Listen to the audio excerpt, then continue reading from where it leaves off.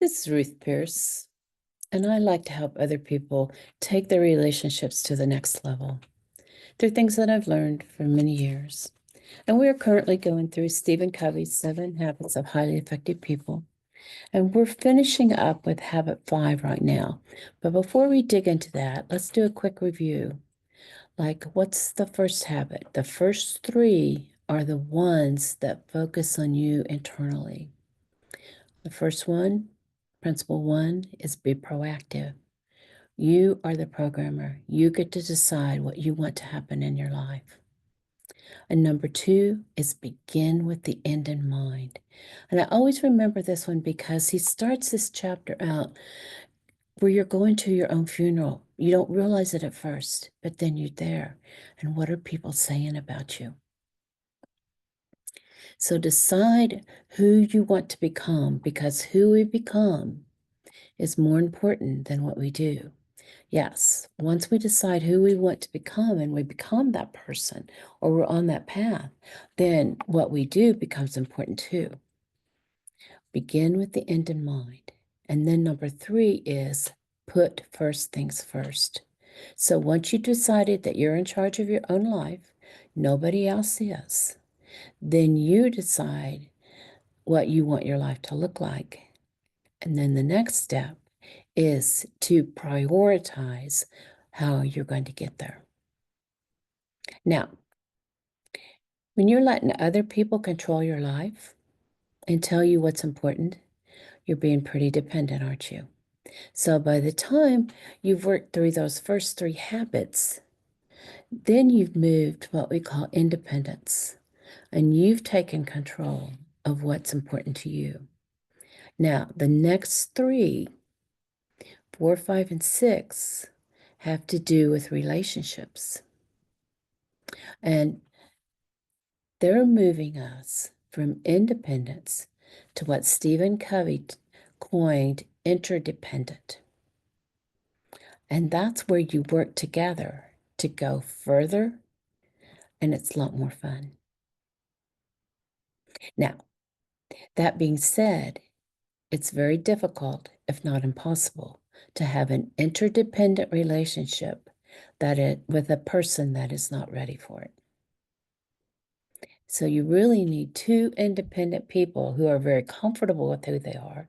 And if you've been around me very long, you know that I really stress how important it is to love and value yourself. And don't let anybody tell you that's wrong. Because when it's done in an organic, healthy way, it's so empowering to you and it overflows to other people. So it takes 2 healthy, independent people that aren't going to fight for their own way, but they're going to have a voice and speak up for their own selves. And they recognize that they can go higher and have more fun with somebody else that's independent, and they will create what's called an interdependent relationship. Now, habit 4 starts this process, and that is think win-win. Now, the more important a relationship is to you, the more important it is to go for the win-win. Don't settle for win-lose, where I win and you lose, and don't settle for lose-win, where the other person wins, but you lose. Stephen Covey, when he talked about this, he called it consideration and courage. Consideration is what's important to the other party, and courage is speaking up for what you need or want in the situation or relationship. And then the one we're dealing with today, and we started it in the last session, and today we're going to finish it, is seek to understand, then to be understood. Seek to understand, then to be understood. We'll spend a few minutes just reviewing some of the highlights of last time. And that is, how did this chapter start? Do you remember? It started with the optometrist that took off his glasses and handed them to his patient. And he said, "Hi, try these. They've worked really well for me, so I know they'll work well for you too." Those of us that wear glasses know that's not true. Each of our prescriptions are different. But how often do we do something very similar in our communication? We prescribe or give the glasses before we've really diagnosed what the problem is, what the root issue is, what the other person needs. Communication is one of the most important skills in life. And he goes on to talk about we're familiar with speaking as communication, writing, reading, but very few of us have had very much training in listening and listening well. And he spends a lot of time talking to us about empathic listening, where we listen to understand. We're not trying to think about what we're going to say next or how we can get our story into their story. It's easy to do that, isn't it? We want to tell our part of what happened to us and how it relates, and sometimes that's good, but oftentimes it's not if the other person isn't at the right place that they're ready for it. And when we project our experiences on others, we're prescribing our glasses for everyone else. Another one I want to highlight before we move on to is empathy is not sympathy. Sympathy is a form of agreement, a form of judgment. Sometimes it is the most appropriate emotion and response, but people often feed on sympathy. It makes them dependent. The essence of empathic listening is not that you agree with someone, it's that you fully, deeply understand that person emotionally as well as intellectually. And this is one of the ahas for me in this chapter, going through this time. Empathic listening is deeply therapeutic and healing because it gives a person psychological air. We all know that if all the air was sucked out of a room, we would all be gasping. We wouldn't care about anything else until we could get air. It's that important. But it's also important to have psychological air. And sometimes I like to say emotional air. Because if you give that to yourself, but you also give it to somebody else, it just calms the whole situation down. And a lot of times, the situation doesn't seem as bad. Or you may come up with a solution that you wouldn't have been able to get if you wouldn't have got that psychological air. Satisfied needs do not motivate. If I have air to breathe, which I do right now, does breathing motivate me? No, I take it for granted. It's only unsatisfied needs that motivate us. Not being able to breathe or not feeling like I've got the safe place to land for my emotions at the time. Empathic listening is risky. It also takes time, but it is so worth it. Now, this is a new material from last week, or anyway. 4 autobiographical responses for those of you that are trying to read through the book. That's where we're at. We have a tendency to listen autobiographically. In some ways, that's good because it connects us to the story and keeps us there. But we also tend to respond in one of 4 ways that aren't necessarily good. One is evaluate. We either agree or disagree. True. Have you got to the place that you can listen to somebody and say, I didn't see it that way, but how can I help you? They may have a trigger that you can understand. So I didn't see it that way,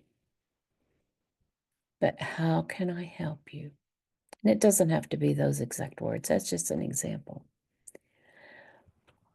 And if you've been around me too, guilt and condemnation no longer have a place in my life. I don't accept it for myself, and I don't accept it from others. And whenever we disagree with somebody, then we have a tendency to condemn or put them on a guilt trip because they think differently. And that's why that evaluate is so detrimental. And we can probe. And asking a few questions, if they're done from the heart, it's not necessarily a bad thing. But when we just shoot off like 20 questions and they're all logical, and does the person receiving those questions feel understood, or they feel like bullets are hitting them? So be careful about doing the probing, to doing the 20 questions. In fact, he goes on to say, you can play 20 questions all day and not find out what's important to someone. And constant probing is one of the main reasons parents do not get close to their children. And then the third one is advise. We love to give counsel from our own experiences. Let me tell you what'll work for you.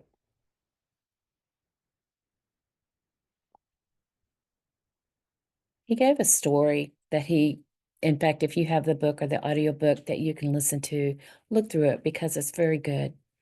And it's a hypothetical case where a father is talking with his son, and the son basically says, school's a waste of time. He's a teenager, sophomore or something.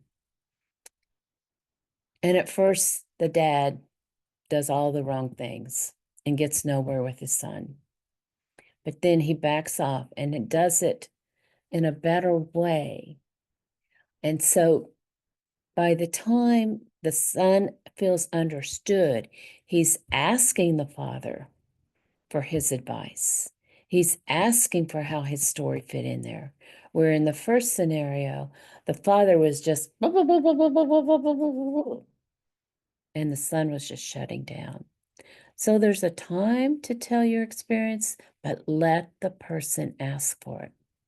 And while I'm there, before I move on to the fourth one, even if the person is opening up, if you feel them going back into a logical environment rather than from the heart, back off again and go to the heart. Or if you catch yourself going logical and they're not ready for it, that may be a better way to say that. Then back off and go back to the seek to understand. The last one is interpret. We try to figure people out, to explain their motives, their behaviors based on our own motives and behaviors. Whoa.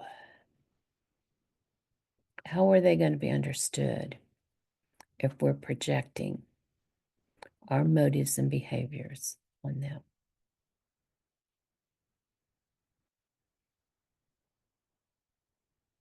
Switching gears. This is another thing that Stephen Covey said, and I agree with it. To many, seek first to understand becomes the most exciting.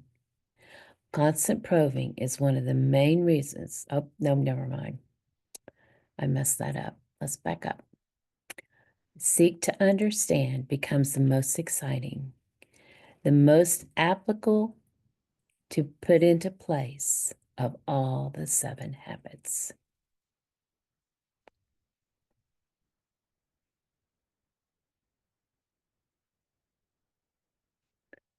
And these are the 4 developmental stages that he brings out here. And just go through the transition with me. The first and least effective is mimic content, where you just repeat back what the person said. The second stage is to rephrase the content. So it's still just the content and it's what the person said, you're just using different words. It's a little more effective because they realize at least you were listening to the words they were saying. The third stage brings your right brain into the operation. You reflect feelings. You focus on the feelings behind the words.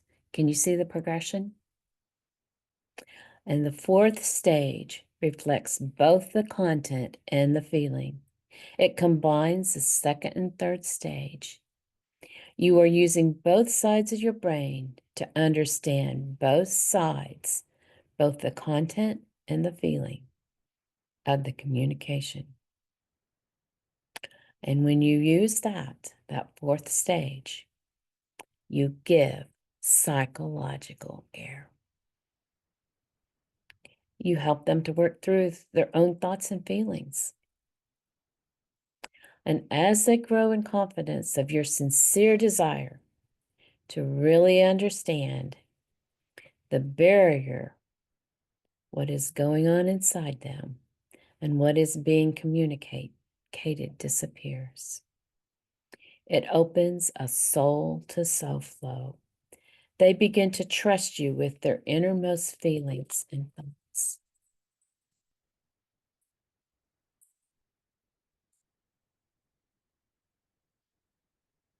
You are on the same side of the table looking at the problem instead of on opposite sides looking across at each other.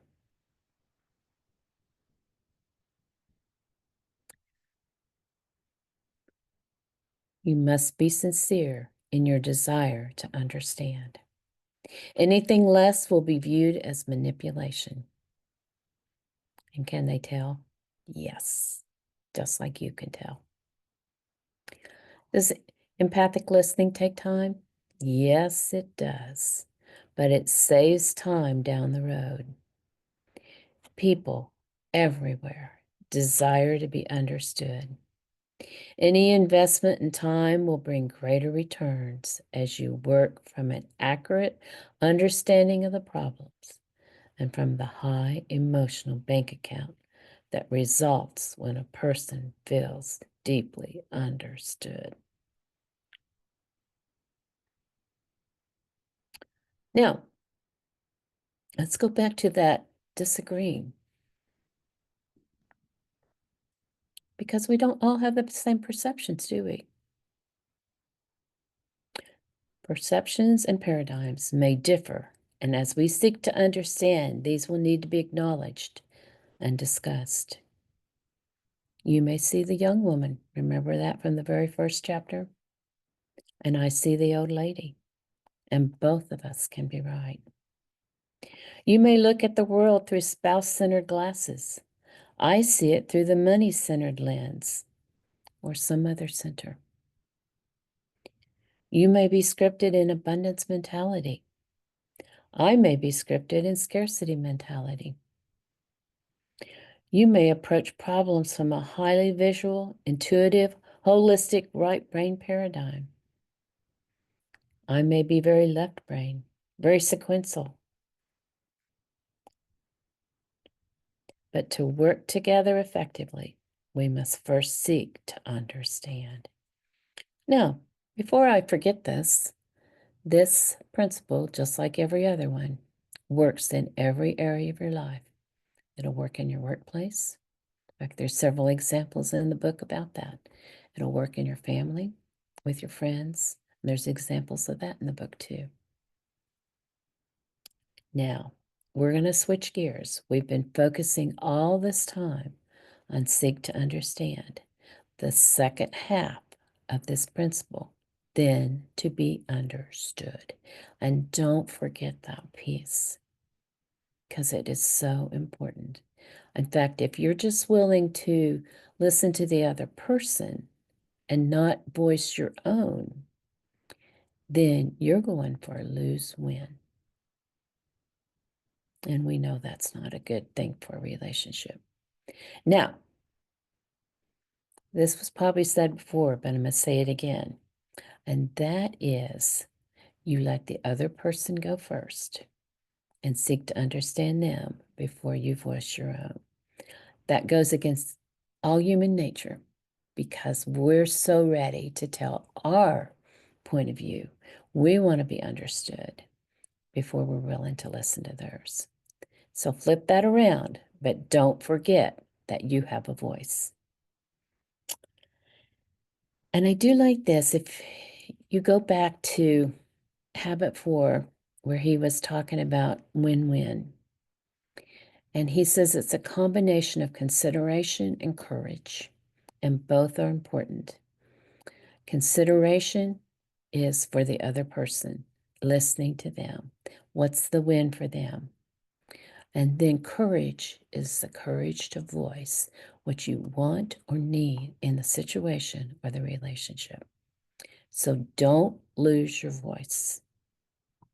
Speak up for what's important to you. And then this part here, when I first read it, I thought, oh, that's a little bit hard to understand. So we're going to talk about it and we're going to zero it down a little bit. And that is that when you're wanting to present your position or your perception or what you want out of it, these 3 words and the sequence of them is very important. Ethos, pathos, and logos. Ethos is your personal credibility. What's that character like that you've been developing into what you want to be? Is it shining forth? Do you have the character that you want? Or is it still that wishy-washy one that may sometimes do right and sometimes not? So our personal character is important when we get to this step. Pathos is the empathic side. It's the feeling. Have I shown you that I really listened and understood you? So you know that. Then that is the second step in presenting my side, is making sure that you know that I've understood you. And then logos is the logic, the reasoning behind the presentation and why it's important. So character, ethos, empathic understanding or listening is the pathos. And then logos is the logical presentation of what I want presented to you. And don't mix up the order. When I thought about this, I thought about the presentations that I've seen at different luncheons or seminars when the speaker gets up with the PowerPoint. And if you've been to them, you'll know what I mean. But what do they show on the first, maybe not the first slide, but very close? They build their credibility. Now, a lot of times that's not necessarily their personal credibility or character. It's their professional, but it's plays right in there. And then if they're good speaker, if they're an effective speaker, they'll work with the audience and say, this is what I feel is important to you. They may not use those words, but they fill out, they try to get inside their audience's hearts and brains and say, this is what I feel like you need. And then they do the solution for what they think you need or the logic behind that you're looking for. But see, they do that same sequence of character, credibility, building with the audience, and then the logic or the solution.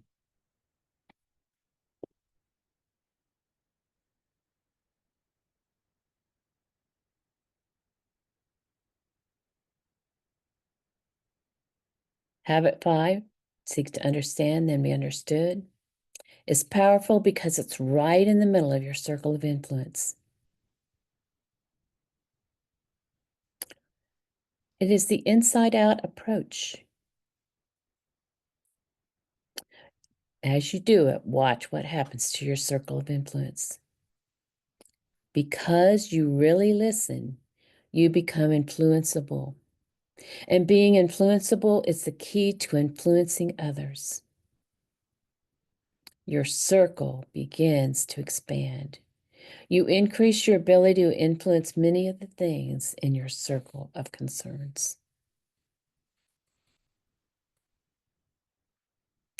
Watch what happens to you. The more deeply you understand other people, the more you appreciate them. Start practicing habit 5 now. The next time you communicate with anyone, you can put aside your own autobiography and genuinely seek to understand.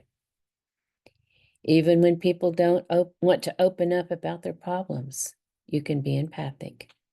You can sense their hearts, their hurt, and you can respond.